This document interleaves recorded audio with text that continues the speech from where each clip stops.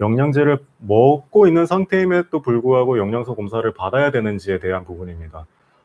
아까 말씀드렸듯이 이런 비만대사 수술을 받으신 분들은 수술하고 나서 병원마다 스케줄은 조금씩 다르겠지만 3개월 내지 6개월 간격으로 외래를 오시면서 아까 말씀드린 혈구 검사뿐만 아니라 여러 가지 영양소 검사를 실제로 받게 됩니다. 그런데 이 검사를 왜 받아야 되는지에 대한 내용이 되겠습니다.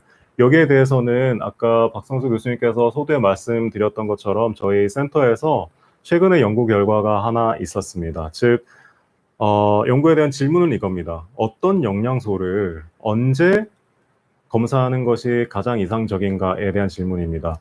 여기에 대한 답을 얻기 위해서 저희가 한 4천여 명에 달하는 비만대사 수술 환자를 분석을 하였고, 특징적으로는 이 환자들은 비만대사 수술 후에 영양제를 아주 잘 챙겨 드시는 분들입니다. 잘 챙겨 드시는 분들이 수술하고 나서 혈중에서 측정한 영양소들이 과연 어떤 추이로 변하는가에 대한 연구가 되겠습니다.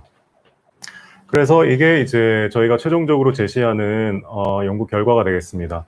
자, 이 하나의 그래프는 하나의 영양소가 수술 후에 어떻게 변하는지에 대한 그래프가 되겠습니다. 자, 여기서 우리가 눈여겨보아야 될 것을 제가 빨간색 동그라미로 표시를 해봤는데, 자, 하나씩 보면 비타민 A나 E 같은 지용성 비타민들은 아직 비만대사 수술을 하고 나서 결핍도 잘 안 오거니와 이것을 굳이 추적 검사를 해야 되는지에 대한 의문이 있었는데, 비타민 A를 보시면 수술하고 나서 한 1년이 넘어가고 나면 비타민을 아무리 잘 챙겨 먹음에도 불구하고 유의하게 감소하는 모습을 보이고 있습니다. 그리고 가운데 있는 비타민 E를 보시더라도 이건 역시 2년이 지나고 나면 영양제를 잘 챙겨 먹어도 감소하는 모습을 보이고 있어서, 적어도 A와 E는 수술하고 나서 내가 1년이 넘었다라고 한다면 적어도 한 번 정도는 체크를 해보시는 게 좋을 것 같습니다. 그리고 여기 이쪽 모서리에 있는 것은 비타민 D가 되는데, 수술을 하기 전에 검사를 해보면 거의 모든 사람들이 부족함 혹은 결핍이 나온다고 말씀드렸는데, 실제로 수술 전에 평균적인 수치를 봤을 때 결핍인 수준에서 머무는 것으로 알고 있습니다. 그리고 여기 아래쪽에 있는 것은 아까 빈혈을 잘 일으킨다는 철분이 되겠는데, 철분은 이미 빨간색 동그라미가 2개고 이 빨간색 동그라미는 유의하게 감소하는 구간을 말을 하고 있습니다. 즉, 철분은 1년 동안 1년마다 2번 내지 3번 정도 자주 검사를 해야 된다는 말이 되겠습니다.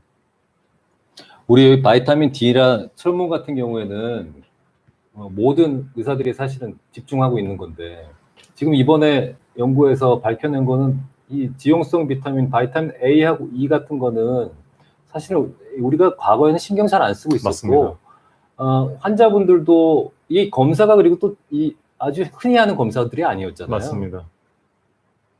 우리는 지금 이 검사 매번 하고 있죠.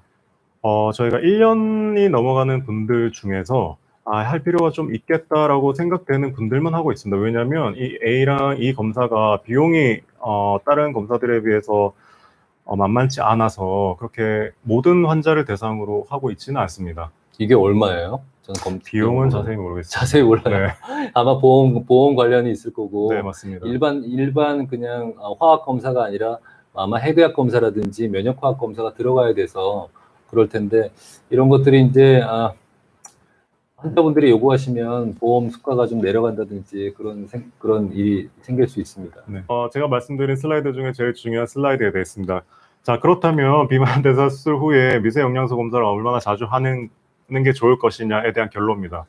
자, 결론부터 말씀드리면 철분은 1년에 2번 이상은 해야 될 것 같습니다.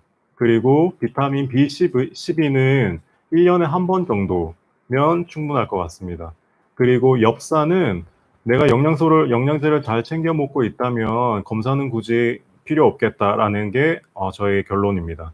그리고 비타민 D는 아마도 불필요할 것 같은데, 제가 아마도를 붙인 이유는 여기에 대한 아직 충분한 연구가 쌓이지 않은 상태라서 아마도라는 말을 붙였습니다. 그리고 아까 제가 이제 그래프를 보여드리면 특징적으로 비타민 D는 수술을 하고 나면 자연적으로 회복이 되는 모양을 보이고 있어가지고 영양제에 비타민 D가 들어있는 걸 선택하는 건 맞으나 조금 부족해도 그렇게 큰 문제는 되지 않겠다라는 것이 결론입니다. 그리고 아까 말씀드린 지용성 비타민 중에서 비타민 A와 E는 루아이 OS를 했다면 1년이 넘어가게 되면 한 번은 체크를 하시는 게 필요하고, 소매절제술은 아직 연구가 조금 더 필요해서 이것을 체크를 하는 게 맞는지에 대한 연구가 더 돼야 될 것 같습니다. 그리고 제가 이렇게 이제 다 일괄적으로 말씀을 드렸는데, 이건 역시 개개인별로 서로 다른 영양 상태에 따라서 검사 스케줄을 조정해야 되는 문제가 있어서, 기본적으로는 이렇게 알고 계시고 자세한 부분은 담당 주치 선생님들과 상의를 하시면 되겠습니다. 요거는 우리 카페에 올려놓고 누구든지 와서 좀 보실 수 있게 했으면 좋겠습니다. 요 슬라이드. 알겠습니다. 제일 마지막 거 좋네요. 자, 그러면 그래서 네, 또 있어요? 네, 또 하나 더 있습니다.